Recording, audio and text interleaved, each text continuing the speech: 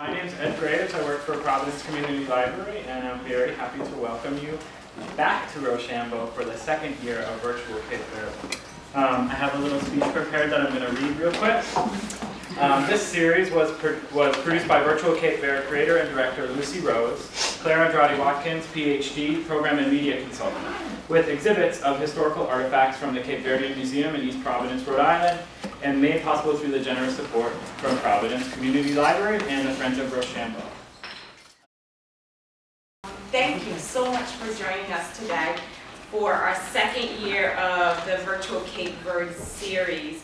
I, as a Cape Verdean American, would always go to India Point Park and look forward to that time in the year where July 5th, where we would go and celebrate our heritage.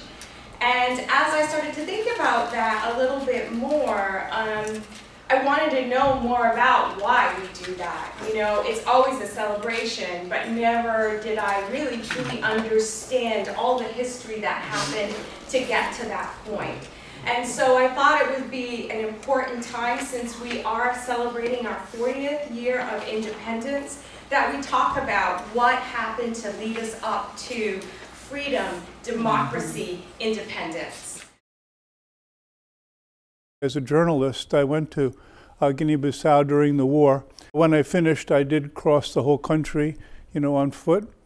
It took about a month, and the distance covered was basically from southern Vermont to Long Island Sound, so it was about 150 miles.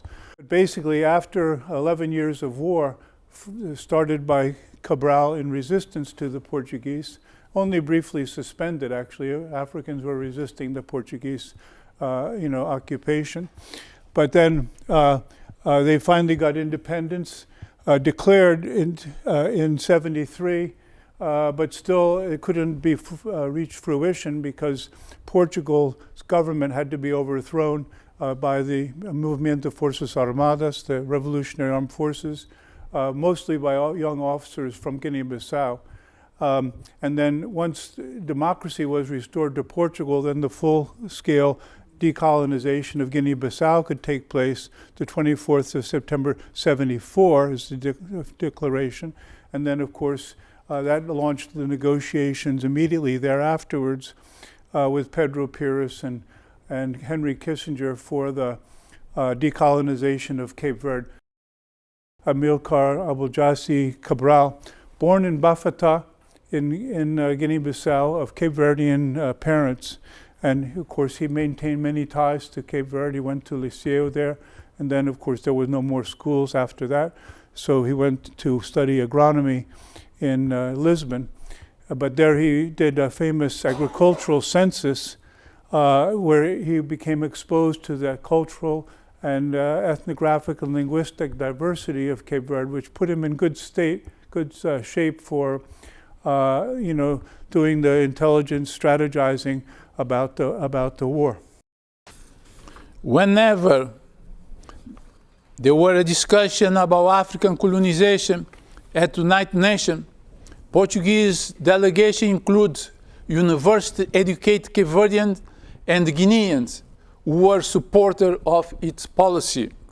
Despite the fact that those personalities were despised and shouted at with harsh names by other African delegations, when Cabral approached their seats, the Portuguese ambassador avoided that contact. Amilcar Cabral insists to convince that ambassador to allow them to greet the others because they were compatriots and roommates in school.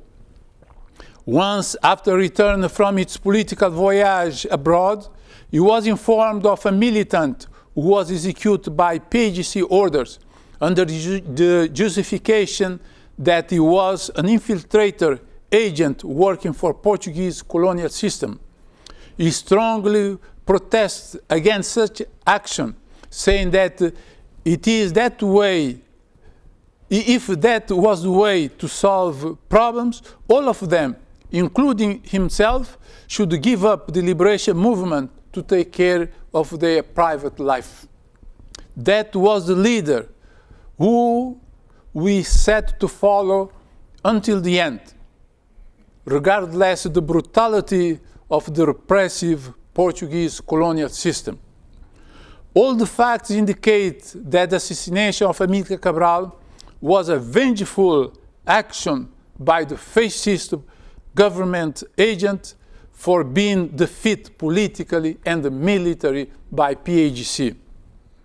In fact, Portuguese dictatorship fell 15 months later, on April 25, 1924, after setbacks in their military campaign in African colonies, particularly in Guinea-Bissau, where the confrontation was more intense.